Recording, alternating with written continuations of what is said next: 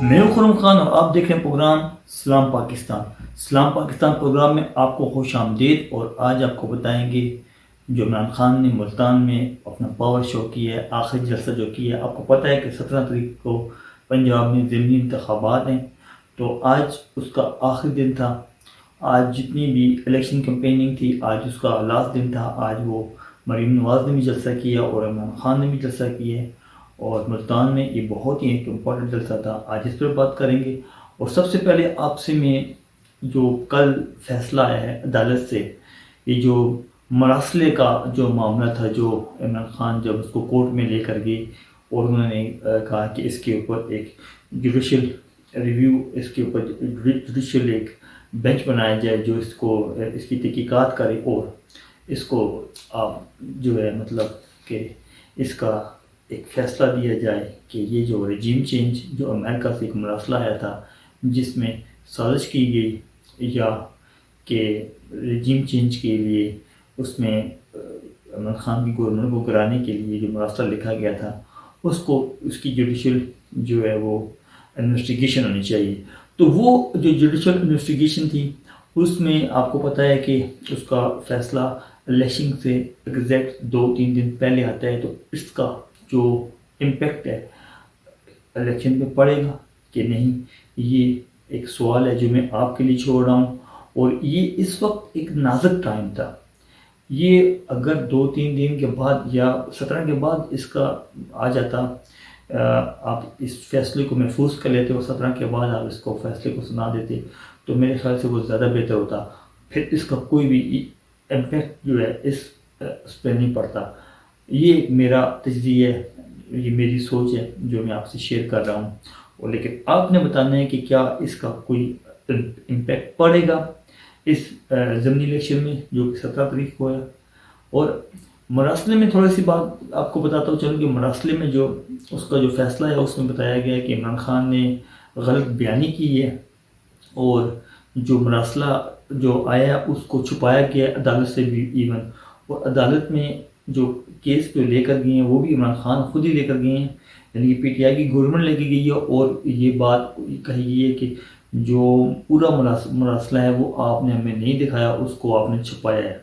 اور یہ وہی مراسلہ ہے کہ آپ کو پتہ ہوگا کہ جب عمران خان نے کہا اس کو پبلک کرنا چاہ رہے تھے, تو پھر عمران خان نے اس کو پبلک نہیں کیا, تو یہ مراسلہ جو ہے پھر عدالت میں پیش کیا گیا. مراسلہ تھا, اس کو نہ پیش کرنے کی کوئی سازش ہے جو میں بھی کہ جو بابر اعوان, جیسے کہ میں نے آپ کو پہلے بتایا ہے کہ بابر اعوان نے جو ایک ان کا کیس تھا جو فارغ فنڈنگ والا, اس کو بھی بڑے ہی بری طریقے سے اس کو پروسیڈ کیا ہے, اور اس پہ ایک ایسے ڈاکومنٹ پر عمران خان سے دستخط کروا دیا ہے جس کی وجہ سے عمران خان پھنس گئے ہیں. اور جو اس کا جو فیصلہ ابھی محفوظ کر لیا گیا ہے, اس کا جب بھی فیصلہ آئے گا تو وہ عمران خان کی پرسنل ان کو ڈیمیج کر سکتا ہے.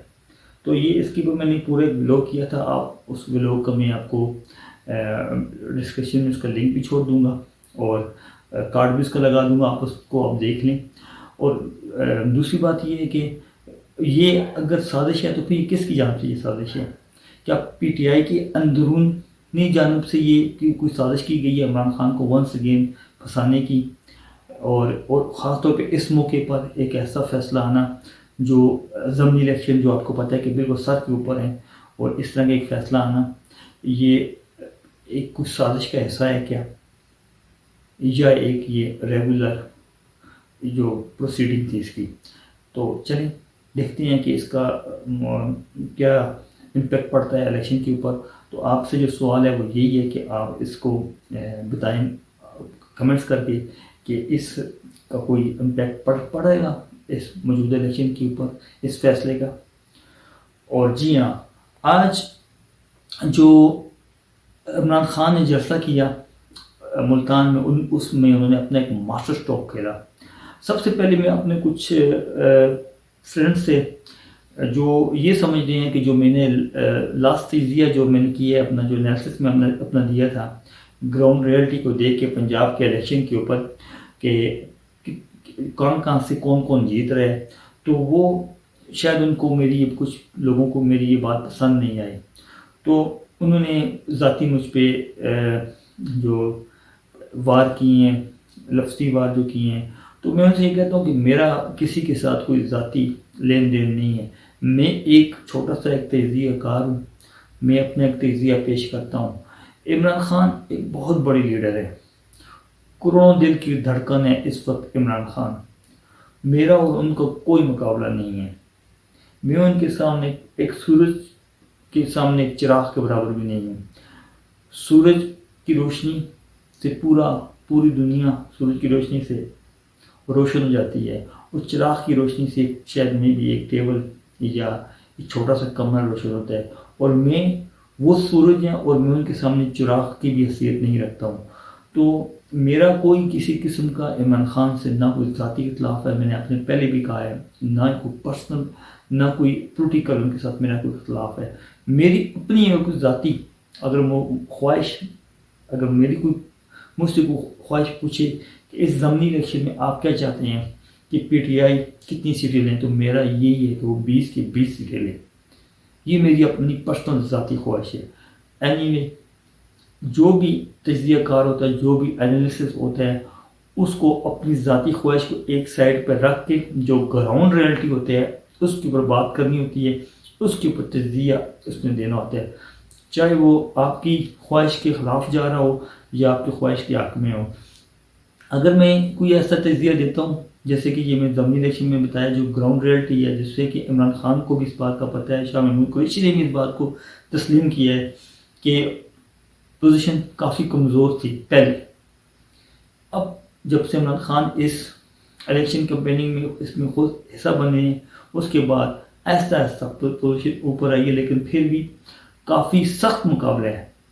تو اگر یہ بات کسی کو ایسی لگ رہا ہے کہ میں نون لیگ کی یا پی ایم ایل این کی فیور کر رہا ہوں، تو اپنے ذہن سے یہ بات نکال لے. نہ میں پی ایم ایل این کے خلاف ہوں، نہ میں پی ٹی آئی کے خلاف ہوں. میں جب تجزیہ کر رہا ہوتا ہوں اس کیمرے کے سامنے بیٹھ کر، جو گراؤنڈ ریئلٹی ہوتی ہیں، جو میری فورسز ہوتی ہیں، جو وہ مجھے رپورٹ پیش کرتی ہیں، میں اس کی مد نظر اس کو رکھ کے ایک تجزیہ اپنا کرتا ہوں. اپنی سورسز کو، جو ایک چڑیا جس کو کہتے ہیں کہ بھائی ایک چڑیا ہے جو خبر لے کے آتی ہے، تو وہ جو خبر جو میرے پاس آتی ہے، جو بھی اس کی روشنی میں ایک تجزیہ کرتا ہوں. وہ اگر لگے کہ پی ٹی آئی کے خلاف ہے یا نون کے خلاف ہے، تو اس کا مطلب یہ نہیں ہے کہ مجھے ان سے نفرت ہے. مجھے یہ سب میرے پاکستانی ہیں، مجھے سب سے پیار ہے. لیکن میرا جو انالیسس جو گراؤنڈ ریئلٹی ہوگی اس کو دیکھ کے میں انالیسس کروں گا. جیسے کہ میں نے عمران خان کے ون ایجوکیشنل سسٹم کے اوپر، جو ون ایجوکیشنل سلیبس انہوں نے ایک سسٹم رائج کیا ہے، تو اس کے اوپر بھی میں نے بات کی ہے. آج تک کسی بھی وزیر نے، پی ٹی آئی کے کسی بھی بڑے سے بڑے وزیر نے بھی اس کے اوپر بات نہیں کی. میری نظر میں یہ جو ون ایجوکیشنل سسٹم، جو ون ایجوکیشنل سلیبس سسٹم جو عمران خان لے کر آئے ہیں، اس کو ہر نیوز میں، ایوری ڈے ہر نیوز میں اس کو ہیڈ لائن ہونا چاہیے. یہ ایک اتنا اچھا وہ سسٹم لے کر آئے، تو اس کی یہ ابھی تک لیکن کسی نے بھی اس کے اوپر بات نہیں کی. میں نے اس کے اوپر ویلوگ کیا ہے، سب سے پہلے میں نے یہ چیز اس کو آگے بتایا ہے. تو اگر مجھے عمران خان کے ساتھ کوئی پرابلم ہوتی تو میں اس طرح کی باتیں نہیں کرتا. اینی اس ٹاپک کو یہیں بھی چھوڑتے ہیں، بہت لمبا ہو جائے گا. تو آج بات کرتے ہیں ملتان کے جو جلسے کے، شاندار جلسے کے. میری اپنی پرسنل یہ خواہش تھی کہ ملتان میں جلسہ ہونا چاہیے. جیسا کہ آپ کو پتہ ہوگا کہ صوبائی جو الیکشن تھے 2018 کے، یہاں پہ پی ٹی آئی کی طرف سے شاہ محمود قریشی کھڑے ہوئے تھے اور وہ اپنی صوبائی سیٹ ہار گئے تھے، اور یہ وہی سیٹ ہے ونس اگین یہاں پہ الیکشن ہو رہے ہیں اس سیٹ کے اوپر.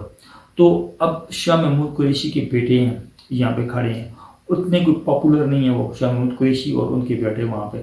جیسے کہ آپ کو پتہ ہے کہ ان کو وہاں پر ان کی جو ریپوٹیشن ہے، وہ قبر کے پیسے کھانے والوں کی ان کی ریپوٹیشن ہے، بہت ہی بری ریپوٹیشن ہے شاہ محمود قریشی کی. شاہ محمود قریشی اگر کچھ ہیں، تھوڑے بہت بھی کچھ ہیں، تو صرف عمران خان کی ذات کی وجہ سے ہے. صرف عمران خان کی وجہ سے ان لوگوں نے ان کو ووٹ ڈالے تھے. ادروائز اگر شاہ محمود قریشی آج پی ٹی آئی کو چھوڑ دیں تو ان کے گھر کے ووٹ بھی ان کو نہیں پڑنے شاہ محمود قریشی کو. اور اب انہوں نے اپنا بیٹا کھڑا کر دیا. تو جتنے بھی وہاں پہ بلکہ میری نظر کے مطابق پی ٹی آئی کی جتنے بھی ووٹر ہیں وہ صرف اور صرف عمران خان کی وجہ سے ہیں. اگر عمران خان نہیں تو پی ٹی آئی میں کچھ بھی نہیں ہے. تو شاہ محمود قریشی وہاں پہ ملتان میں جب پہلے بھی صبح 2018 میں الیکشن ہار گئے تھے، بہت ہی سخت مقابلہ ہوگا اس وقت، کیونکہ عمران خان نے آج جو لاسٹ میں جو جلسہ کیا ہے اس میں انہوں نے ایک ماسٹر کارڈ کھیلا ہے، اور جس کی مجھے ان سے توقع تھی اور میری دلی خواہش تھی کہ وہ یہ ماسٹر کارڈ کھیلیں. اور وہ ماسٹر کارڈ یہ ہے کہ انہوں نے فوج سے اپنے اختلافات ختم کر دیے ہیں، اور انہوں نے اپنی طرف سے فوج کو دبے لفظوں میں ہاتھ بڑھانے کی انہوں نے کوشش کی ہے کہ وہ فوج سے دوستی کرنا چاہتے ہیں. اور انہوں نے کہا ہے کہ میرا فوج کے ساتھ کوئی معاملہ نہیں ہے، اور مجھے کچھ لوگ ہیں جو مجھے فوج کے خلاف کرنا چاہتے ہیں، لیکن میں کیونکہ فوج میری ملک کی فوج ہے، وہ میرے ملک کے جوان ہیں، وہ نہ ہوتے تو یہ ملک آزاد ہی نہ ہوتا. اس ملک کی آزادی کو، اس کی ملک کی سلامتی کو اگر پاکستان کی فوج نہ ہو تو خطرہ ہے، اور دنیا کی نمبر 1 فوج ہے. اور پھر انہوں نے کہا ہے کہ جیسے دنیا کی نمبر 1 فوج پاکستان کی آرمی ہے، اور اسی طریقے سے پاکستان کی نمبر 1 پارٹی، سب سے بڑی پارٹی عمران خان کی پارٹی ہے. تو انہوں نے کھلے عام، اگر کہیں کہ انہوں نے کھلے عام فوج کو کہا ہے کہ آپ آئیں ہیلپ کریں. اب ان کو بھی اس وقت عمران خان کو پتہ ہے کہ پنجاب میں نون لیگ سے وداؤٹ فوج کی یا کسی بھی ادارے کی ہیلپ کے نون لیگ سے الیکشن لے کے جانا بہت ہی مشکل کام ہے. تو آج انہوں نے اپنا وہ آخری ماسٹر کارڈ بھی کھیل دیا ہے. انہوں نے فوج کو کہہ دیا ہے کہ میرا آپ کے ساتھ، فوج کے ساتھ کوئی اختلاف نہیں ہے. آپ کو پتہ ہے کہ جیسے کہ جب یہ رجیم چینج ہوئی تھی تو عمران خان سب سے زیادہ بلیم اس رجیم چینج میں فوج کو دیتے تھے. وہ تو اس وقت کھلے عام کہتے تھے کہ یہ جو شہباز شریف ہے یا کوئی بھی دوسری پی ڈی ایم ہے، ان کی کوئی حیثیت ہی نہیں ہے، یہ کچھ بھی نہیں ہے. ان کو لانے والے، یہ رجیم چینج کرنے والے، وہ سیدھا فوج کو بلیم دیتے تھے. لیکن اب ان کو یہ بات سمجھ آ گئی ہے اگر پاکستان میں رولنگ کرنی ہے اور پاکستان میں آپ نے وزیر اعظم رہنا ہے، پاکستان میں آپ نے اگر حکومت کرنی ہے تو فوج کے ساتھ، آرمی کے ساتھ آپ کو بنا کے رکھنی پڑے گی. اور میرا اپنا پرسنل یہی خیال ہے، کیونکہ آرمی ایک ہمارا ایک ایسا واحد ادارہ ہے جس میں مکمل ڈسپلن ہے. آرمی اگر نہ ہوتی تو آج ہم جو میں اب یہاں بیٹھ کے آرام سے ولاگ کر رہا ہوں، جو آج جلسے ہو رہے ہیں ملتان میں جگہ جگہ پر، جو آزادی سے، جو مینار پاکستان کے اوپر لوگ جا کے جلسے کر رہے ہیں، جو تفریح گاہیں ہیں پاکستان کے اندر، لوگ جا کے گھومتے پھرتے ہیں سارے، اور رات کو سکون کی نیند سوتے ہیں، صبح بچے اٹھتے ہیں، جاتے ہیں اسکولوں کو، جاتے ہیں واپس آتے ہیں، پھر لوگ کام پہ جاتے ہیں، جاب پہ جاتے ہیں، اور مختلف قسم کے کام کرتے ہیں اپنی آزادی کے ساتھ. اس ملک میں جو بھی چاہتے ہیں وہ اپنی مرضی سے آزادی کے ساتھ کر سکتے ہیں اور کرتے ہیں. یہ صرف اور صرف ہماری پاک آرمی کی وجہ سے ہے. اگر پاک آرمی، آپ کو یاد ہوگا کہ جب 1965 کی جنگ ہوئی تھی تو 550 کے قریب انڈین نے ٹینکوں سے حملہ کر دیا تھا. تو سیکورڈ ایک چھوٹا سا شہر تھا، سب پاکستان کی آرمی اتنی اسٹرانگ بھی نہیں تھی، تو 550 ٹینکوں کو اڑانے کے لیے ان کے پاس اتنے بم نہیں تھے کہ جو ان کو اڑا سکے، لیکن اتنے سینے تھے جن کے ساتھ وہ بم باندھ کے نیچے لیٹتے اور ان ٹینکوں کو اڑاتے. تو یہ کام صرف اور صرف پاک آرمی نے کیا ہے. میں بار بار یہ بات کہتا ہوں کہ آپ کو طیب اردگان اور ترکی کے وہ جو لوگ ٹینکوں کے نیچے آئے ہیں، وہ تو آپ کو یاد ہے. آپ کو 1965 میں ہمارے جو فوجی جوان ہیں جو ٹینکوں کے نیچے آتے ہیں، وہ آپ کو کیوں نہیں یاد آتے؟ آج اگر ہم زندہ ہیں، آزاد ہیں اس ملک کے اندر، ایک پاکستان ایک آزاد ریاست ہے، تو وہ صرف اور صرف پاک آرمی کی وجہ سے ہے. ہماری پاک آرمی، یہ جو افغانستان کا بارڈر ہے، یہ اتنا خطرناک بارڈر ہے، میں نے دیکھا ہوا ہے، جن لوگوں نے دیکھا ہوا ان کو پتہ ہوگا. یہاں پر بھی ہماری پاک آرمی کھڑی ہے. سیاچین کے جو سفید پہاڑ ہیں برف کے، جہاں پہ سال کے 12 مہینے برف ہوتی ہے، وہاں پر بھی ہماری پاک آرمی کھڑی ہے. سمندروں کی گہرائیوں کے اندر بھی ہماری جو ہے نا پاک آرمی کی نیوی کے جوان کھڑے ہیں. انڈیا کی کتنی بڑی سرحد ہے، یہاں پر بھی ہمارے پاک آرمی کے جوان کھڑے ہیں. کیا کوئی ہے اور جو پاک آرمی کے علاوہ وہاں جا کے کھڑا ہو؟ کوئی ایسا ادارہ ہے پاکستان کے اندر جو اس طرح کی تربیت دیتا ہو جس میں آپ کی جان آپ کے وطن کے ذرے ذرے پر مٹنے کے لیے تیار ہے؟ آپ اپنی جان قربان کر سکتے ہیں اس وطن کے ذرے ذرے کے اوپر؟ کوئی ایسا ادارہ ہے، کوئی ایسی جاب ہے، کوئی ایسی اکیڈمی ہے جہاں پہ اس طرح محبت وطن سے محبت کرنے کا جذبہ سکھایا جاتا ہو، جہاں پہ وطن سے محبت کرنے کے اس طرح کا حلف لیا جاتا ہو کہ پہلے وطن بعد میں آپ کی جان، پہلے وطن بعد میں آپ کے ماں باپ، آپ کے بہن بھائی، آپ کا گھر، پہلے اس وطن کی حفاظت؟ یہ جو ہمارے نوجوان شہید ہوتے ہیں وزیرستان میں ہوں یا انڈیا کے بارڈر کے اوپر ہوں، یہ کیا ایسے شہید ہو جاتے ہیں؟ ان کے اندر جذبہ، ان کو ٹریننگ دی جاتی ہے، ان کے اندر وہ جذبہ ڈالا جاتا ہے، ان کے دلوں میں اس وطن کا پیار ڈالا جاتا ہے۔ یہ کوئی آسان بات ہے کیا؟ آپ اور میں سوئی ہمیں چبھتی ہے تو ہمیں تکلیف ہوتی ہے، وہ اپنے سینے گولیوں کے آگے رکھ دیتے ہیں، ان کو تکلیف نہیں ہوتی کیا؟